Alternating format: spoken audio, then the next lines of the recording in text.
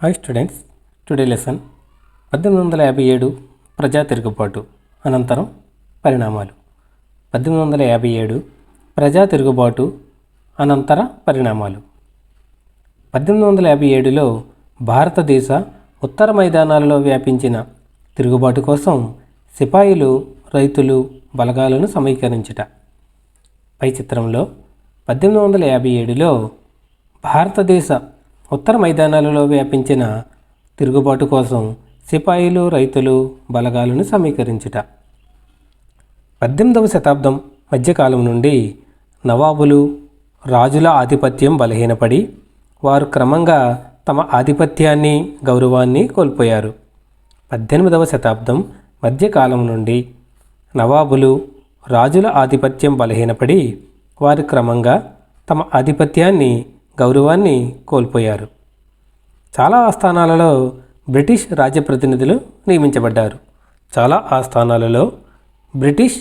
రాజప్రతినిధులు నియమించబడ్డారు. పాలకుల స్వేచ్ఛ హరించబడింది. వారి సాయుధ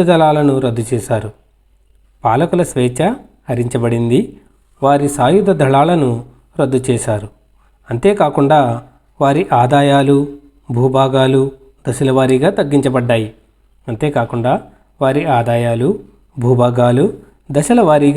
తగ్గించబడ్డాయి.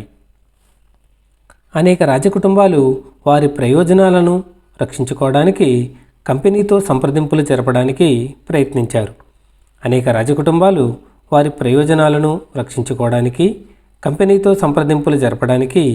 ప్రయత్నించారు. ఝాన్సీకి చెందిన రాణి లక్ష్మీబాయి తన భర్త మరణించిన తరువాత తన దత్తపుత్రుడిని తన రాజ్యానికి వారసునిగా గుర్తించాలని కంపెనీని కోరింది. ఝాన్సీకి చెందిన రాణి లక్ష్మీబాయి తన భర్త మరణించిన తరువాత తన దత్తపుత్రుడిని తన రాజ్యానికి వారసునిగా గుర్తించాలని కంపెనీని కోరింది. పేష్వా రెండవ బాజీరావు దత్తపుత్రుడైన నానాసాహెబ్ తన తండ్రి మరణానంతరం తన తండ్రికి రావలసిన పింఛనును తనకు ఇవ్వవలసిందిగా అభ్యర్థించాడు.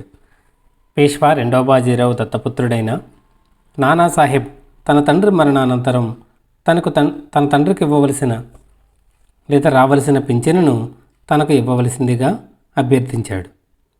కంపెనీ తన ఆధిక్యత, సైనిక శక్తి మీద ఉన్న అపారమైన నమ్మకం కారణంగా వారి అభ్యర్థనను తిరస్కరించింది. రెండవ బాజీరావు అభ్యర్థనను కంపెనీ తన ఆధిక్యత, సైనిక శక్తి మీద ఉన్న అపారమైన నమ్మకం కారణంగా బాజీరావు నానాసాహెబ్ అభ్యర్థనను తిరస్కరించింది. విలీనం చేసుకున్న భూభాగాలలో అవధ్ చివరిది. బ్రిటిష్ కంపెనీ విలీనం చేసుకున్న భూభాగాలలో చివరిది అవధ్.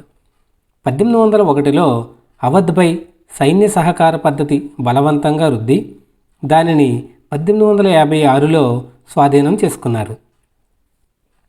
1801లో అవధ్పై సైన్య సహకార పద్ధతి బలవంతంగా రుద్ది దానిని 1856లో స్వాధీనం చేసుకున్నారు. ఆయా ప్రాంతాలలో పరిపాలన సక్రమంగా లేదని, సరి అయిన పరిపాలన జరగాలంటే బ్రిటిష్ పాలన అవసరమని గవర్నర్ జనరల్ డల్హౌసీ ప్రకటించాడు. ఆయా ప్రాంతాలలో పరిపాలన సక్రమంగా లేదని, సరైన పరిపాలన జరగాలంటే బ్రిటిష్ పాలన అవసరమని గవర్నర్ జనరల్ డల్హౌసీ ప్రకటించాడు. మొఘలాయి వంశాన్ని ఎలా అంతం చేయాలా అని కంపెనీ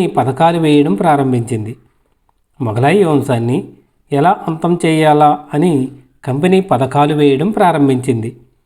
కంపెనీ ముద్రించే నాణేలపైన మొఘల్ రాజు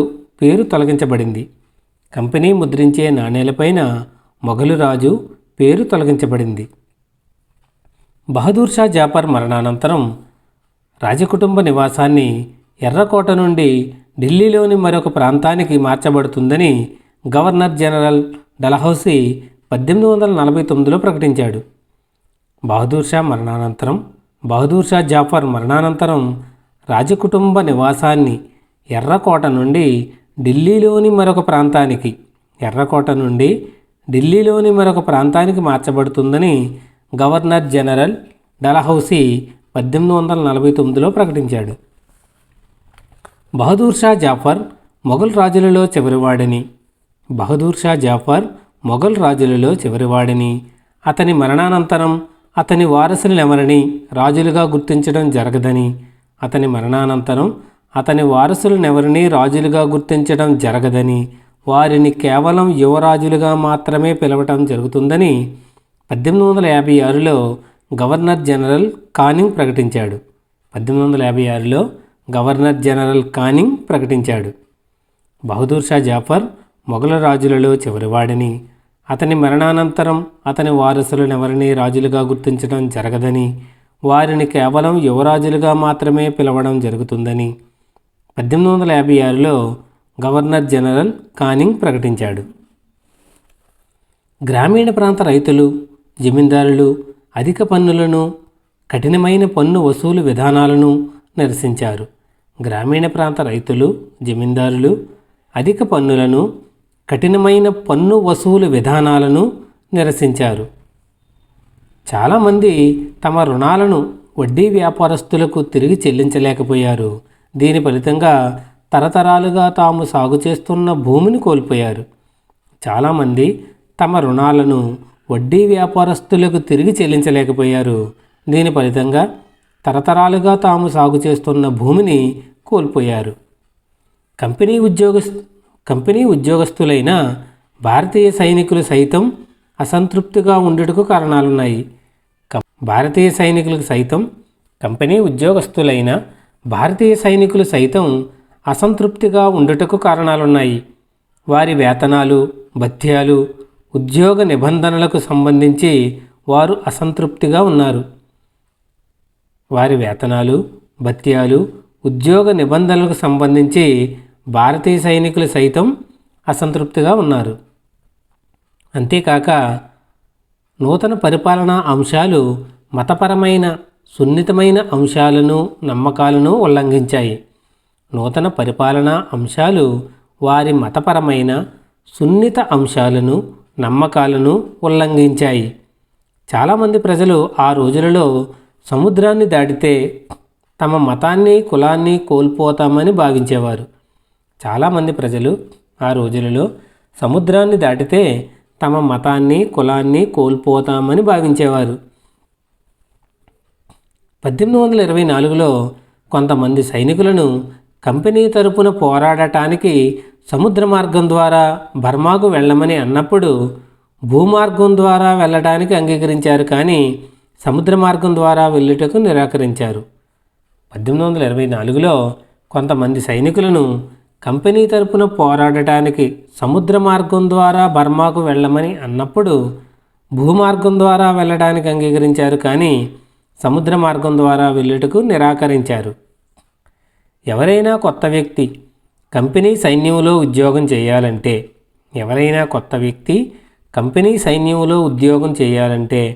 అవసరమైనప్పుడు సముద్ర మార్గంలో వెళ్ళడానికి అంగీకరించాలని 1856లో కంపెనీ ఒక కొత్త చట్టాన్ని తీసుకువచ్చింది.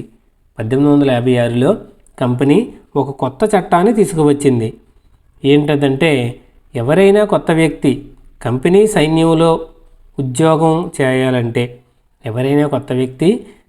సైన్యంలో ఉద్యోగం చేయాలంటే అవసరమైనప్పుడు సముద్ర మార్గంలో వెళ్ళడానికి అంగీకరించాలని 1856లో కంపెనీ ఒక కొత్త చట్టాన్ని తీసుకువచ్చింది. గ్రామీణ ప్రాంతాలలో జరుగుతున్న విషయాలపై కూడా సైనికులు ప్రతిస్పందించడం ప్రారంభించారు.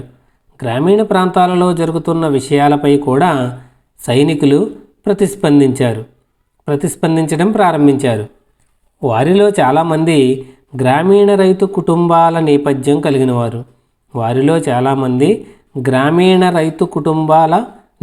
కలిగినవారు. దీని కారణంగా రైతుల ఆగ్రహం సిపాయిలలో కూడా వేగంగా వ్యాపించింది.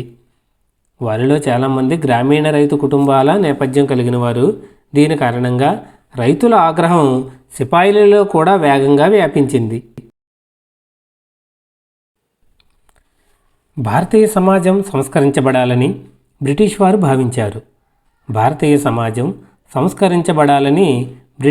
భావించారు. సతీ సహగమనాన్ని నిషేధించడంతో పాటు వితంతు వివాహాలను ప్రోత్సహిస్తూ చట్టాలు చేశారు. సతీ సహగమనాన్ని నిషేధించడంతో పాటు వితంతు వివాహాలను ప్రోత్సహిస్తూ చట్టాలు చేశారు. ఆంగ్ల భాషా బోధనను అధికంగా ప్రోత్సహించారు. 1830 తరువాత క్రైస్తవ మిషనరీలకు భూములను ఆస్తులను కేటాయించి వాటి కార్యకలాపాలను నిర్వర్తించడానికి అనుమతించారు. 1830 తరువాత క్రైస్తవ మిషనరీలకు భూములను ఆస్తులను కేటాయించి వాటి కార్యకలాపాలను నిర్వర్తించడానికి అనుమతించారు. క్రైస్తవ మతంలోకి మారడాన్ని సులభతరం చేస్తూ 1850లో ఒక కొత్త చట్టాన్ని కూడా చేశారు. క్రైస్తవ మతంలోకి మారడాన్ని సులభతరం చేస్తూ 1850లో ఒక కొత్త చట్టాన్ని కూడా చేశారు. ఈ చట్టం క్రైస్తవ మతంలోకి మారిన భారతీయులకు తమ పూర్వీకుల నుండి వచ్చిన వారసత్వపు ఆస్తిని పొందే వీలు కల్పించింది. ఈ చట్టం క్రైస్తవ మతంలోకి మారిన భారతీయులకు తమ పూర్వీకుల నుండి వచ్చిన వారసత్వపు ఆస్తిని పొందే వీలు కల్పించింది. తమ మతాన్ని, తమ మత విశ్వాసాలను, ఆచారాలను బ్రిటిష్ వారు నాశనం చేస్తున్నారనే భావన ఎక్కువ మంది భారతీయులలో మొదలైంది. తమ మతాన్ని, తమ మత విశ్వాసాలను, ఆచారాలను బ్రిటిష్ వారు నాశనం చేస్తున్నారనే భావన ఎక్కువ మంది భారతీయులలో మొదలైంది. తిరుగుబాటు లేదా మ్యూటినీ. సైన్యంలోని సైనికులు వారి అధికారాలను, ఆజ్ఞలను తిరస్కరించడం తిరుగుబాటు అంటారు. తిరుగుబాటు లేదా మ్యూటినీ అంటే సైన్యంలోని సైనికులు వారి అధికారుల ఆజ్ఞలను తిరస్కరించడం. తిరుగుబాటు సైన్యంలోని సైనికులు వారి అధికారుల ఆజ్ఞలను తిరస్కరించడం. 1857 జూలై 3 సాయంత్రం బరేలీ నుంచి వచ్చిన 3000 మంది తిరుగుబాటుదారులు యమునా నదిని దాటి బ్రిటిష్ అశ్విక దళం కేంద్రంపై దాడి చేశారు. ఈ దాడి తెల్లవారే వరకు కొనసాగింది. 1857 జూలై 3 సాయంత్రం బరేలీ నుంచి వచ్చిన 3000 మంది తిరుగుబాటుదారులు యమునా నదిని దాటి బ్రిటిష్ అశ్విక దళ కేంద్రంపై దాడి చేశారు. ఈ దాడి తెల్లవారే వరకు కొనసాగింది. బరక్పూర్లో తన సైనిక అధికారిపై దాడి చేసినందుకు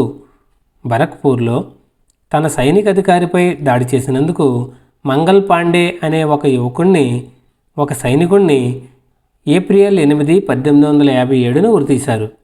బరక్పూర్లో తన సైనిక అధికారిపై దాడి చేసినందుకు మంగల్ పాండే అనే ఒక యువ సైనికుణ్ణి ఏప్రిల్ 8, 1857 ఉరితీశారు. కొన్ని రోజుల తర్వాత మేరట్ శిబిరంలోని కొంతమంది సైనికులు కొత్త రకం తోటాలను ఉపయోగించి సైనిక కవాతులో పాల్గొనడానికి వ్యతిరేకించారు. కొన్ని రోజుల తర్వాత మేరట్ శిబిరంలోని కొంతమంది సైనికులు కొత్త రకం తోటాలను ఉపయోగించి సైనిక కవాతులో పాల్గొనడానికి వ్యతిరేకించారు. ఎందుకంటే ఆ కొత్త తోటాలపై ఆవు కొవ్వు, పంది కొవ్వు పూసినట్లు వారు అనుమానించారు.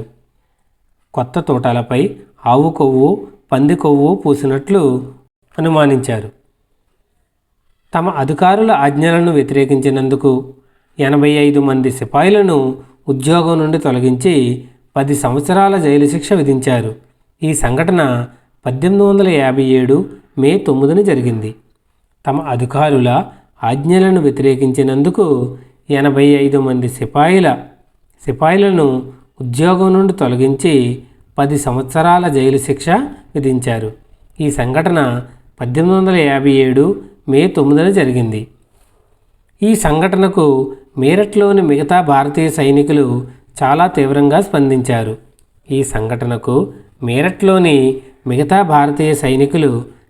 తీవ్రంగా స్పందించారు.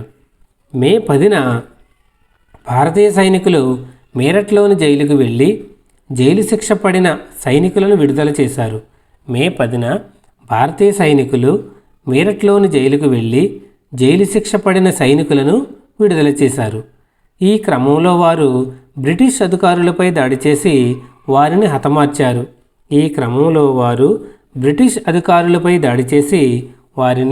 హతమార్చారు.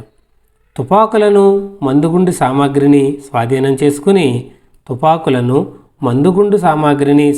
చేసుకుని బ్రిటిష్ అధికారుల ఇళ్ళు, ఆస్తులను తగలబెట్టి ఫిరంగీలు అంటే విదేశీయుల్ని ఫిరంగీలు అనేవారు, ఫిరంగీలపై యుద్ధాన్ని ప్రకటించారు.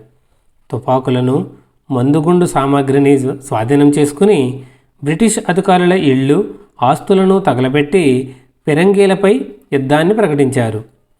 భారతదేశంలో బ్రిటిష్ వారి పాలనను అంతం చేయాలని సైనికులు నిశ్చయించుకున్నారు. భారతదేశంలో బ్రిటిష్ వారి పాలనను అంతం చేయాలని సైనికులు నిశ్చయించుకున్నారు. అయితే బ్రిటిష్ వారికి బదులుగా భారతదేశాన్ని ఎవరు పరిపాలిస్తారు? ఈ ప్రశ్నకు సిపాయిలకు తోచిన సమాధానం మొఘల్ చక్రవర్తి బహదూర్ షా జఫర్.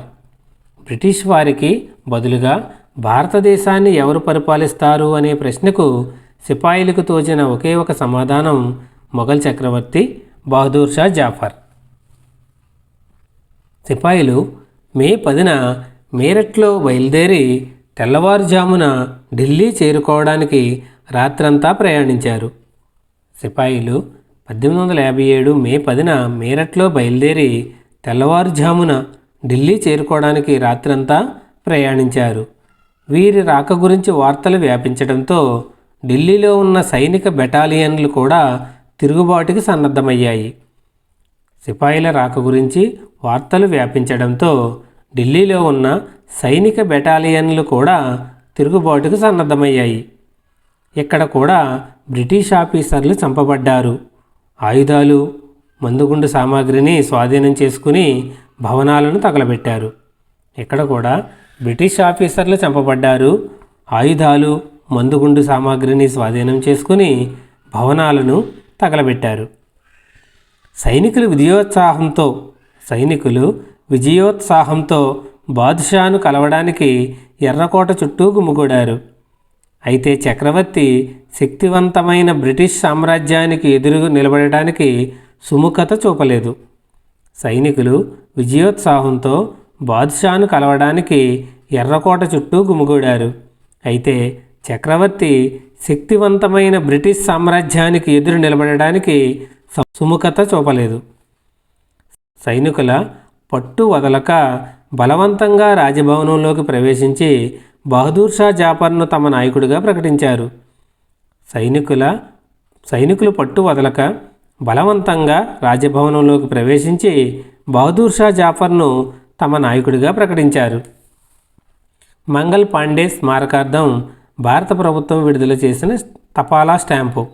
మంగల్ పాండే జ్ఞాపకార్థం భారత ప్రభుత్వం విడుదల చేసిన తపాలా స్టాంప్.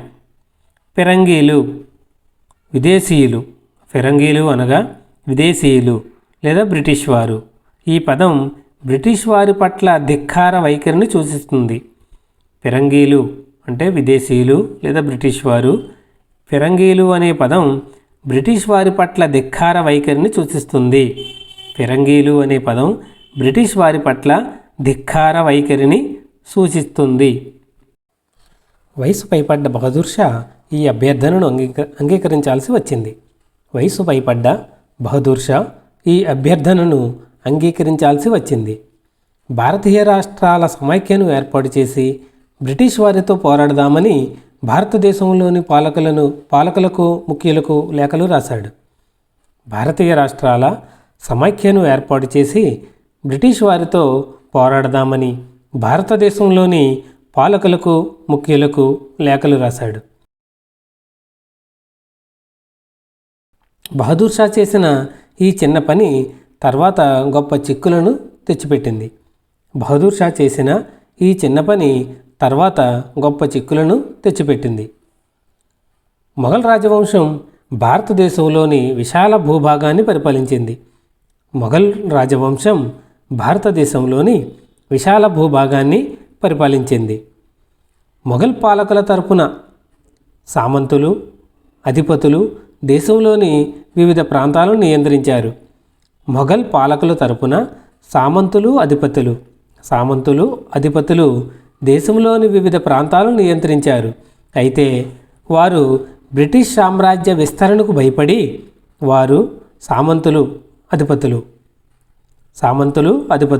బ్రిటిష్ సామ్రాజ్య విస్తరణకు భయపడి మొఘల్ చక్రవర్తి తిరిగి అధికారంలోకి వస్తే మొఘల్ చక్రవర్తి తిరిగి అధికారంలోకి వస్తే చక్రవర్తి నీడలో తాము కూడా తమ భూభాగాలను తిరిగి పరిపాలించవచ్చని భావించారు సామంతులు అధిపతులు.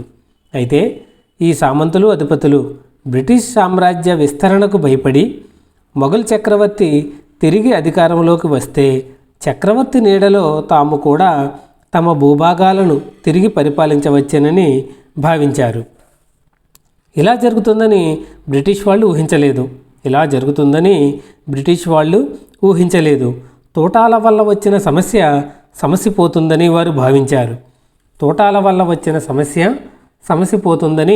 వారు భావించారు. తిరుగుబాటుదారులను సమర్థిస్తూ బహదూర్ షా జాఫర్ తీసుకున్న నిర్ణయం ఈ పరిస్థితిని నాటకీయంగా మార్చింది. తిరుగుబాటుదారులను సమర్థిస్తూ బహదూర్ షా జాఫర్ తీసుకున్న ఈ నిర్ణయం ఈ పరిస్థితిని నాటకీయంగా మార్చింది. ప్రజలకు ఎప్పుడైతే ప్రత్యామ్నాయ మార్గాలు లభిస్తాయో వారు దాని నుంచి ప్రేరణ, ఉత్సాహాన్ని పొందుతారు. ప్రజలకు ఎప్పుడైతే ప్రత్యామ్నాయ మార్గాలు లభిస్తాయో వారు దాని నుంచి ప్రేరణ, ఉత్సాహాన్ని పొందుతారు. వారికి ఇది ధైర్యాన్ని, ఆశను, విశ్వాసాన్ని కల్పిస్తుంది.